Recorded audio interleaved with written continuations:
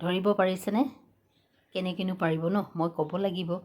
প্ৰথমতে লৈ ল'লোঁ চিৰা কেইটামান। এইখিনি এতিয়া ধুনীয়াকৈ ধুই কৰি মই 5-10 মিনিটমানৰ কাৰণে ৰাখি থৈ দিম। এয়া আনফালে যোগাৰ কৰি ল'লোঁ বিন, গাজৰ, বাদাম, বুট, পিঁয়াজ আৰু জলকীয়া। দি দিলোঁ ৰিফাইন তেল অকণমান। তাতে আকৌ দি দিম অকণমান মই বাটাৰ, যিহেতু আমি বাটাৰ সকলোৱে খাই ভাল পাওঁ আৰু ইয়াত আকৌ বাটাৰ অকণমান দিলে বেছি ভাল লাগে খাই। সেইখিনিতে মই প্ৰথমতে ভাজি ল'লোঁ বাদামকেইটা। বাদামখিনি এক্সট্ৰাকৈ ভাজিছোঁ। তাৰপিছতে এতিয়া গোটেইখিনি একেলগে যেনেকৈ আমি বনাওঁ তেনেকৈ বনাম। যিসকলে নাই খোৱা খাই চাব, আৰু যিসকলে খাইছেতো বাৰু খাইছেই। কেতিয়াবা এনেকুৱা হয় ন, ঘৰত আলহী আহিছে, মানে দোকানলৈ যাবলৈও মানুহ নাই, আছে চিৰা কেইটামান। এইদৰে ধুনীয়াকৈ আপোনালোকেও বনাই খুৱাব পাৰিব।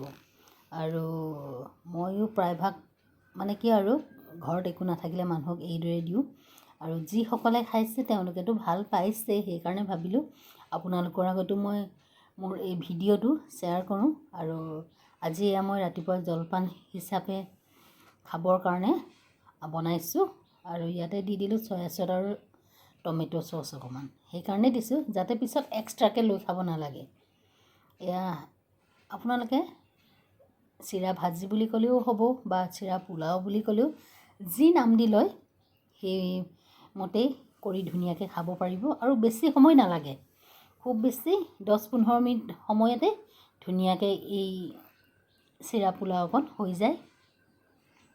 আৰু বিশেষকৈ ল'ৰা ছোৱালীয়ে খাই ভাল পায়। আবেলি সময়ত আপোনালোকে ল'ৰা ছোৱালীক এইদৰে দিব, যিহেতু সিহঁতি শাক পাচলি খুব কমেই খায়। এইদৰে যদি বনাই দিয়ে তেতিয়া কিন্তু খাই বহুত ভাল পাব। আৰু মোৰ হৈ গ'ল, এতিয়া ধুনীয়াকৈ ৰেডি কৰি ল'লোঁ মোৰ চাহকাপ। মই ক'লেই নহ'ব, আপোনালোকে বনাই খাই চাব লাগিব। এয়া এতিয়া মই বনাই লোৱা চিৰা পোলাও।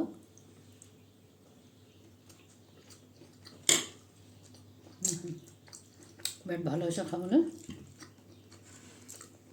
এতিয়া গৰম গৰম চাহৰ লগত। ঠিক আছে, বাই বাই।